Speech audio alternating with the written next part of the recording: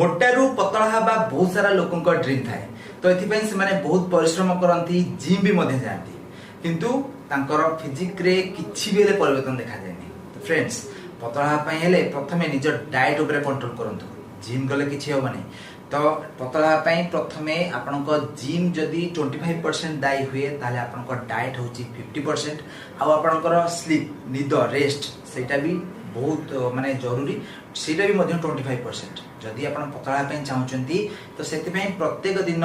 ठीक भाव डाइट खातु निजर कैलोरी जी खाइबा दरकार कैलोरी जी आपंकर दरकार से कैलोरी लेवल तल को खातु ता सहित एक्सरसाइज करंतु कार्डियो एक्सरसाइज करंतु चला करंतु माने ट्रेडमिल रनिंग करंतु माने रास्ता रे चलंतु आउ या सहित स्लीप माने ठीक 8 घंटा आपन मानन को निहाती भाबे सोया दरकार ताहाले जाय कि आपन माने फैट लॉस करि परिबे मोटा रूप पतला